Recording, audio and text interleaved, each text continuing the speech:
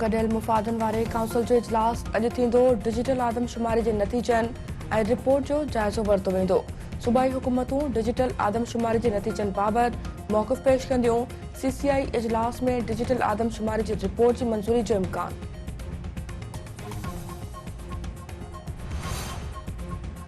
Toshakhana case में तहरीक इंसाफ़ chairman अॼु ज़ाती हैसियत में तलब। जज रिमार्क सिंध चयो आहे त PTI चेयरमैन जा वकील तोशाखाना केस ॿुधणी जोॻो हुअण या न हुअण बाबति दलील ॾियनि। वकीलनि दलील न ॾिना त केस जो फ़ैसिलो ॿुधायो वेंदो।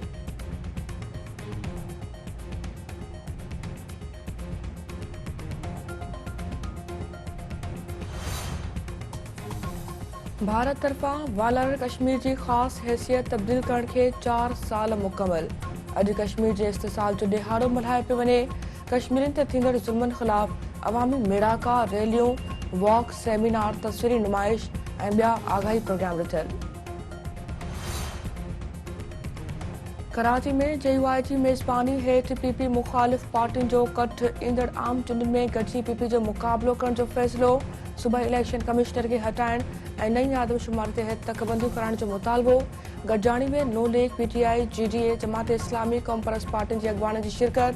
PP अॻवान मोहम्मद ख़ान जोणे जो बि शरीक। अॻवाननि जो चवणु आहे त पीपल्स पार्टी 15 वरनि में सिंध खे तबाह करे छॾियो आहे।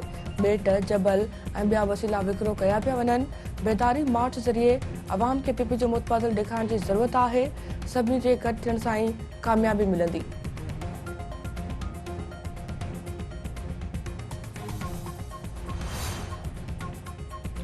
पटीदनि भरिसां कराची खां सियालकोट वेंदड़ अलामा इक़बाल एक्सप्रेस जूं 2 बोगियूं पटड़ी तां लही वयूं। बोगियूं पटड़ी तां लहण सबबि अब ट्रैक बंदि थी पियो। GS रेलवे जो चवणु आहे त समूरा मुसाफ़िर महफ़ूज़ आहिनि। रिलीफ ट्रेन रोड़ी खां पटीदनि पहुची वई आहे। जल्द ट्रैक बहाल कयो वेंदो। तंगवाणी थाणे जो वॾो मुंशी मोहम्मद शोबान चखराणी हथियार बंदनि हथां अगवा। वाक़े जी इत्तलाबात पुलिस तरफ़ां कचे ॾांहुं वेंदड़ रस्तनि जी नाकाबंदी।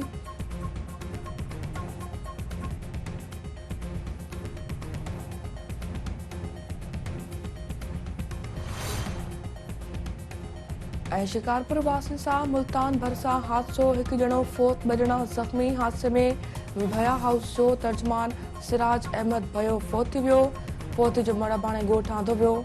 ज़ख़्मियुनि जो इलाज हलंदड़।